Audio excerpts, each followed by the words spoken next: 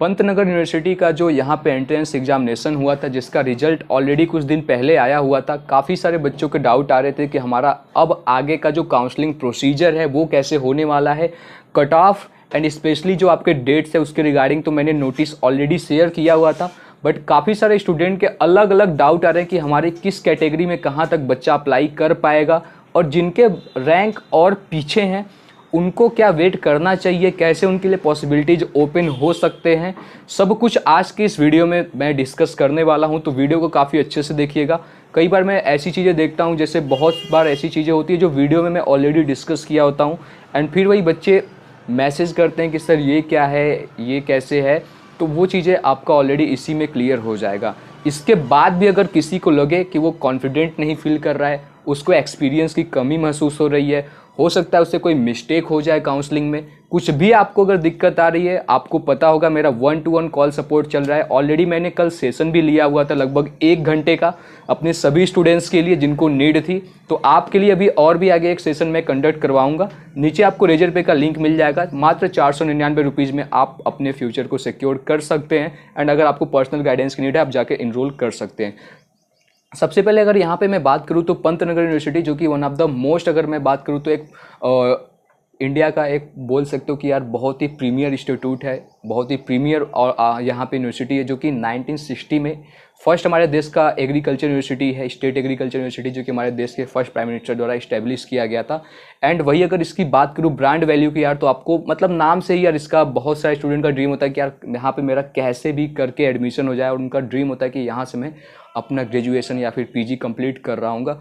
Package की बात करूँ, प्लेसमेंट की बात करूँ, तो काफ़ी हर फील्ड में, हर कोर्सेज में यहाँ पे शानदार आपको देखने को मिल जाते हैं। एंड ये चीज़ें मैंने कल डिस्कस भी किया हुआ था लाइव सेशन में भी। दूसरी बात अगर यहाँ पे मैं बात करूँ तो राउंड 1 का जो आपका काउंसलिंग की डेट है वो 20 से लेकर 23 के बीच में आपको मौका मिलेगा। आपको उसी बीच में, आप में से जितने भी स्टूडेंट, अभी मैं आगे आपको कट ऑफ डिस्कस करूँगा कैटेगरी वाइज और कोर्सेज वाइज, तो आपको वहाँ पे अगर आप कट ऑफ के रेंज के अंदर आते हैं तो आप राउंड 1 के लिए एलिजिबल हो जाते हैं। मान लीजिए, जो मैं आगे भी आपको बताऊंगा, हालांकि आप लोगों ने देखा भी होगा मेरे टेलीग्राम चैनल पे, जहाँ पे ऑलरेडी 8000 से ज़्यादा सब्सक्राइबर्स हैं। तो अगर आपका उससे ज़्यादा है तो आपको परेशान होने की कोई ज़रूरत नहीं है, क्योंकि परेशान होकर भी कुछ नहीं मिलेगा। तो आपको केवल और केवल वेट करना है आगे फर्दर राउंड्स के लिए, एंड साथ में टेलीग्राम को भी आपको अच्छे से ज्वाइन करके रखना है, जिससे इन फ्यूचर कोई चीज़ें आती हैं तो आपसे मिस ना हो पाए, जिससे आपको सारी चीज़ें टाइम टू टाइम मिलती रहे। और हमेशा से मेरा ये ट्राई रहता है कि यार मैं आपको चीज़ें जल्दी से अपडेट कर दूं। तो बिल्कुल फ्री ऑफ कॉस्ट हमारा चैनल है, यहाँ पे आप सब्सक्राइब कर सकते हो, टेलीग्राम पे भी आप ज्वाइन कर सकते हो। यहाँ पे सारी इन्फॉर्मेशन अपडेट आपको टाइम टू टाइम मिलता रहता है। अब यहाँ पे जैसे मैं देखता हूँ हर साल बहुत सारे बच्चे ऐसे रहते हैं जो राउंड में 1 में ही अपने चॉइसेस में मिस्टेक कर देते हैं, जिनके पास ऑप्शन होता है, अगर वो अच्छे से चॉइसेस को फिलअप करे, अच्छे से काउंसलिंग कराए, तो उनको बेटर कोर्सेस मिलने के। बट चूंकि उनकी 1-2 गलती की वजह से ही उनका जो 1 साल 2 साल का मेहनत है वो पूरा बर्बाद हो जाता है। और कहीं ना कहीं जो बच्चा पीछे रैंक पे भी आता है, अगर अच्छे से काउंसलिंग एंड चॉइसेस को फिलअप करता है, उसको वो सीटें मिल जाती है। तो बहुत सारी ऐसी चीज़ें होती हैं जो कि बच्चा पूछता है कि सर मेरा इतना रैंक है, मान लो अगर उनका सेप से थोड़ा कम है, तो क्या मुझे ये कोर्सेस मिल जाते हैं। वो चीज़ें आपका डिपेंड करता है कि आप चॉइसेस कैसे फिलअप कर रहे हैं, जो कि आपका ऑनलाइन चॉइस फिलिंग होगा वो 20 से लेकर 23 के बीच में होगा, यूजी पीजी सभी एमसीए स्टूडेंट्स के लिए, एस्पिरेंट्स के लिए। अब यहाँ पे अगर मैं बात करूँ, आपका जो रिजल्ट आएगा वो भी मैंने आपको डेट ऑलरेडी मेंशन किया है। तो आपको फिर उसके बाद अगर आपको सीट अलॉट होगा तो आपको रिपोर्टिंग करना पड़ेगा, फर्दर आपको अपग्रेडेशन का भी राउंड 2 में चांस मिलेगा। तो वो चीज़ें तभी आपकी हो पाती हैं। जैसा कि मैंने आपको फिर से बताया कि आपका चॉइस फिलिंग एक बहुत बड़ा रोल प्ले करता है। अभी मैं रिसेंटली एक मेरे स्टूडेंट से बात हुआ था, 30,000 रैंक आने के बावजूद भी एक मिस्टेक की वजह से उनका सीट चला गया। नाउ अब वो रिग्रेट कर रहे हैं कि काश मैं पहले किसी की हेल्प ले लिया होता जिनको ऑलरेडी उस चीज़ का एक्सपीरियंस है, राइट। तो मैं हमेशा से आपको एक चीज़ समझाता रहता हूँ कि बाद में आपको पछतावा ना हो, बाद में आपको आपके ये ना लगे कि यार आपसे एक मिस्टेक की वजह से आपका सीट चला गया। अब यहाँ पे आगे मैं आपको बताता हूँ कि कट ऑफ आखिर आपका हर कोर्सेज के लिए, यूजी के लिए या फिर पीजी के लिए या फिर एमसीए के लिए क्या रहने वाला है, डिस्कस करता हूँ विद आपके सब कैटेगरी के साथ, ठीक है। तो आगे आप वो देख लीजिए। तो यहाँ पे अगर मैं आपको बताऊँ तो आप जैसा कि देख सकते हैं ये जो शेड्यूल आया हुआ है, अगर राउंड 1 की काउंसलिंग की मैं डेट की बात करूँ तो ये डेट आप मार्क करके रख लो। अगर मैं यहाँ पे बात करूँ कोर्सेज़ का, तो आपका बीबीएससी हुआ या फिर BSc honours agriculture, community science, food technology, biotechnology, ये आपके कोर्सेज़ एंड पीजी के कोर्सेज़ देखने को मिल जाते हैं। अब यहाँ पे अगर आपका जो चॉइस फिलिंग की डेट की बात करूँ ऑनलाइन, वो आपका होगा 20 से लेकर 23 के बीच में सभी के लिए। राउंड 1 के लिए 500 रुपये आपकी ऑनलाइन फ़ीस लगने वाली है, जो कि नॉन रिफंडेबल होता है। एमसीए के लिए 2000 रुपये। राउंड 1 का जो सीट अलॉटमेंट रिजल्ट आएगा वो आपका ऑनलाइन ही आएगा, तो वो आपका आने वाला है 27 जुलाई को आएगा। मान लीजिए काफ़ी सारे बच्चे ऐसे होंगे जिनका इसमें कट ऑफ में नहीं आएगा रैंक, तो उनको बाद में आपको फिर से मौका मिलेगा।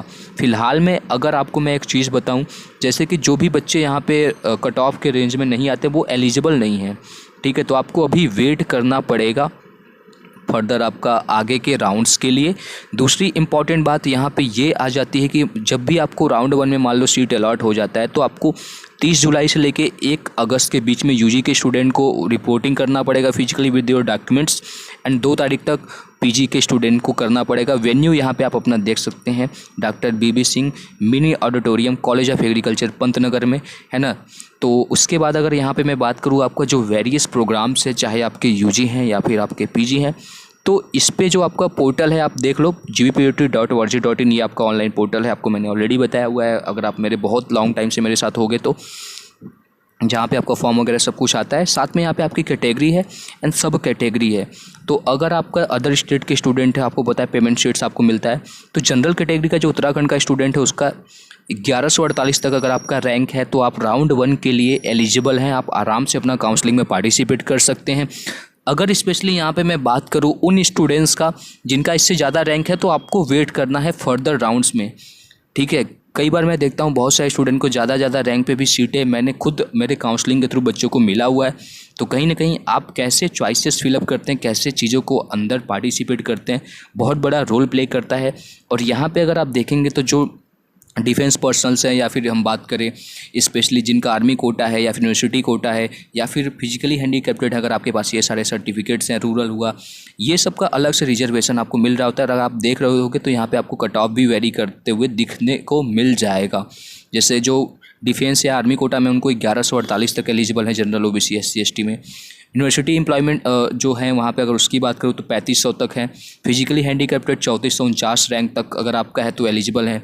ओबीसी के लिए 1411 रैंक। ये जो बच्चे हैं ये उत्तराखंड डोमिसाइल के स्टूडेंट की मैं बात कर रहा हूँ, मेल और फीमेल।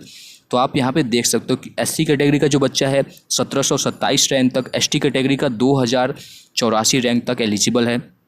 जो वार्ड ऑफ अगर जम्मू कश्मीर रेजिडेंट्स की बात करें तो 2370 तक, जो कश्मीरी माइग्रेंट है उनके लिए 2544 रैंक तक अगर आपका आया हुआ है तो आप यूजी के लिए आप अप्लाई कर पाएंगे, आप एलिजिबल रहेंगे। पेमेंट शीट्स के लिए अदर स्टेट्स की बात करूँ तो आपका 1730 रैंक तक गया हुआ है। इससे ज़्यादा जिसके भी रैंक है उनको अभी वेट करना पड़ेगा फर्दर राउंड्स में। अगर आप कट ऑफ के अंदर आते हैं तो आप एलिजिबल हो जाएंगे। अगले राउंड में काफ़ी कट ऑफ ज़्यादा भी जाता है, हर साल जाता है, तो आपको पेशेंस रखना है। बाकी जो आपको इंस्ट्रक्शंस बताए जा रहे हैं हमारे पर्सनल व्हाट्सएप ग्रुप में भी, उसको अच्छे से फॉलो करते रहिएगा। उसके बाद अगर यहाँ पे मैं बात करूँ जिन बच्चों का, जो बच्चे पीजी के लिए अप्लाई किए हुए मास्टर्स प्रोग्राम के लिए, तो आप देख सकते हैं जनरल के लिए आपका 583 रैंक तक अगर आपका है तो आप अप्लाई कर सकते हैं। ओबीसी के लिए 715 रैंक तक आप एलिजिबल हैं राउंड 1 के लिए। एससी के लिए 705, एसटी कैटेगरी के लिए 706, अदर स्टेट के लिए 583 रैंक अगर आपकी है तो आप यहाँ पे काउंसलिंग के लिए राउंड 1 के लिए एलिजिबल हैं, आप उसमें पार्टिसिपेट कर सकते हैं। एमसीए प्रोग्राम के लिए अगर मैं बात करूँ तो यहाँ पे आपका 77 रैंक जनरल के लिए, ओबीसी के लिए 89, 92, एससी एसटी के लिए 48, अदर स्टेट के जो स्टूडेंट हैं यहाँ तक आपका एलिजिबल है।